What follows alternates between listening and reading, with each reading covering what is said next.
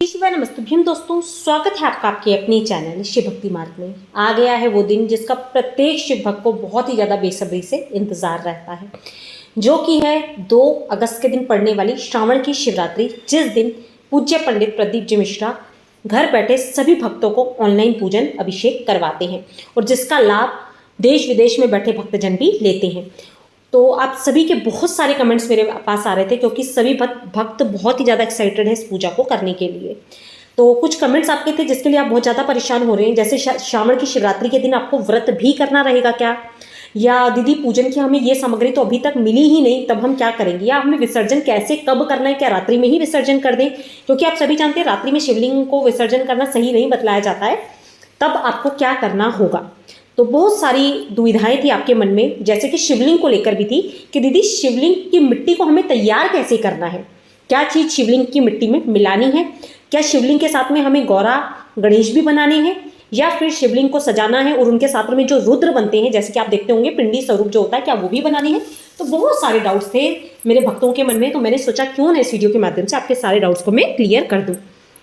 तो सबसे पहले तो देखिए, व्रत करना है या नहीं करना, विसर्जन कम करना है, वो सब बात में हम करते हैं। सबसे प्रथम जो चीज़ है वो है विधि क्या होनी चाहिए शिवलिंग को बनाने की।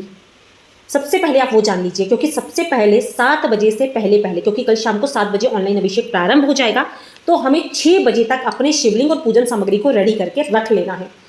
कौन बनाएगा, कैसे बनाएगा, सारी जानकारी डीपली शेयर करूंगी। और पूजा की सामग्री में कुछ फेरबदल हुआ है, उसका वीडियो लास्ट अभी मैंने 4 बजे शेयर करा है, तो उस वीडियो को प्लीज़ देख लीजिएगा, जिससे कि आपको परेशानी बिल्कुल ना हो। ठीक है, ध्यान से देख लीजिएगा। अब सबसे पहले हम बात कर लेते हैं शिवलिंग को तैयार करने की विधि को लेकर। सबसे पहले तो क्योंकि शिवलिंग बनाने हैं तो मिट्टी चाहिए। अब मिट्टी कौन सी चाहिए, 3-4 वीडियो में शेयर कर चुकी हूँ। यदि आप क्षत्रिय वर्ण में आते हो तो आपको लाल मिट्टी लेनी होगी। आप ब्राह्मण हो, जैसे तिवारी शुक्ला सरनेम लिखते हो, तो आपको सफ़ेद मिट्टी लेनी होगी।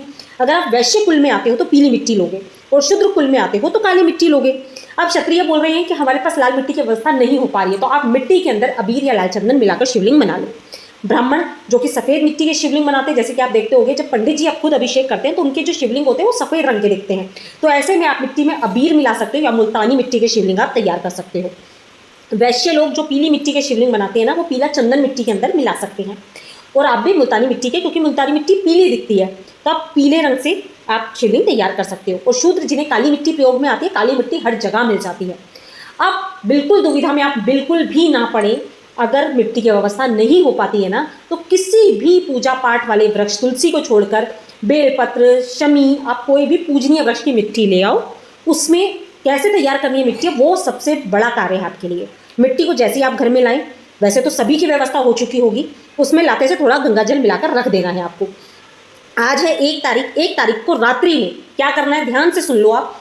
एक कलश में जल भरेंगे, उसमें थोड़ा सा गंगा जल मिलाएंगे और उसमें मात्र 2 दाने आपको चावल के डालकर, जहाँ पर भी आपका जल कलश रहता है, पीने का पानी रहता है, वहाँ ढक के आपको रख देना है।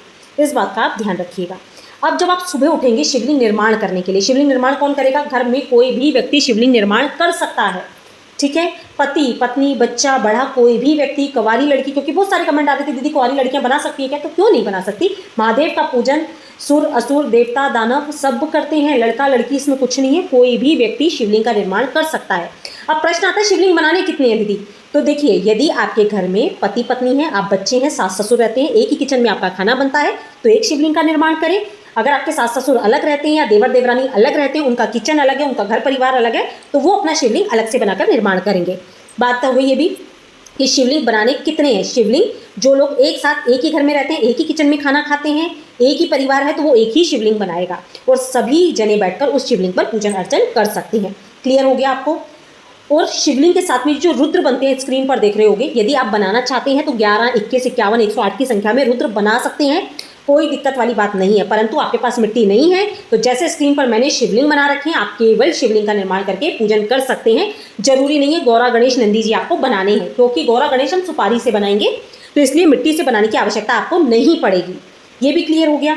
अब जब आप मिट्टी जो गूंथोगे, हाँ जो मैंने आपको बताया सुबह में जो आपको मिट्टी गूंथनी है, शाम को 6 बजे से पहले शिवलिंग का निर्माण करना है। तो जो जल आपने रात्रि भर रखा है अपने कलश के पास में, जो भी पीने का जल जहाँ पे आप रखते हो वहाँ रखा है, उस जल को उठा के, अगर मिट्टी बहुत ज़्यादा गीली है तो केवल जल का छींटा दे दीजिएगा, उससे मिट्टी आपको तैयार करनी है। जो दो दाने चावल के आपने उसके अंदर डाले थे कलश में, उन चावलों को निकालकर शिवलिंग पर आपकी जो भी मनोकामना है उसको कहते हुए अर्पित कर दीजिएगा।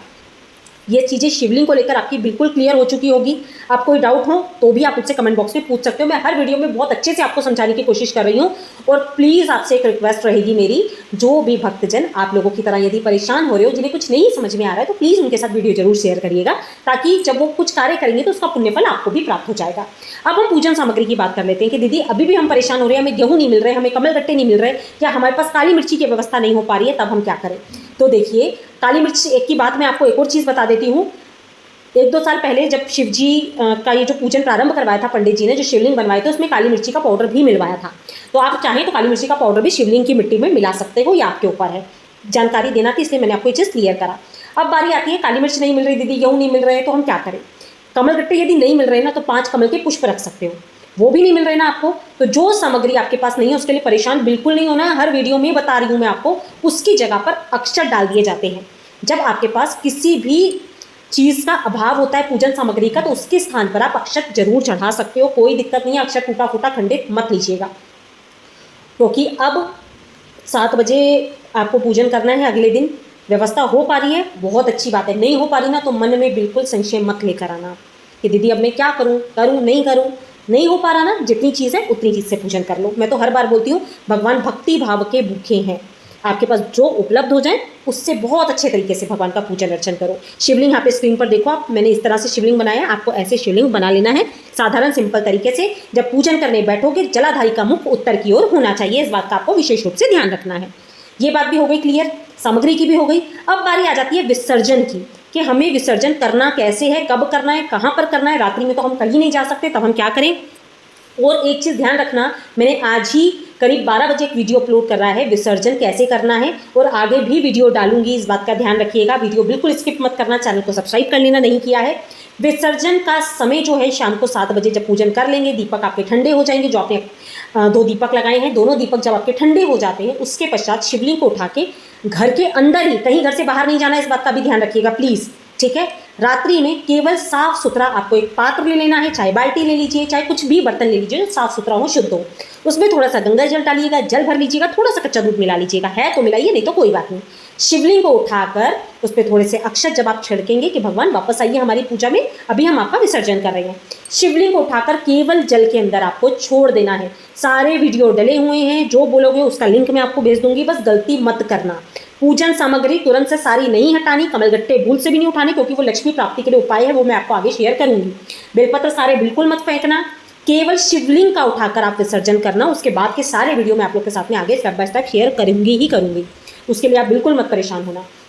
तो रात्रि भर अपने शिवलिंग को आप जल में छोड़ दीजिए। जब सुबह उठेंगे, नहाकर स्नान करके, वो जो शिवलिंग है जिस जल में आपने विसर्जित किया है, उस जल को ले जाकर किसी गमले में डाल दीजिएगा। किसी तालाब, कुएं, नदी में डाल सकते हैं, या फिर पीपल वृक्ष के नीचे डाल सकते हैं, या ऐसी जगह डालिएगा जिसके जहाँ पर आप डालें किसी के कदम ना पड़े, प्लीज़ वहाँ पर। इस बात का आपको ध्यान रखना है। परंतु रात्रि में ही घर से बाहर शिवलिंग को कभी विसर्जित करने ले जाया नहीं जाता।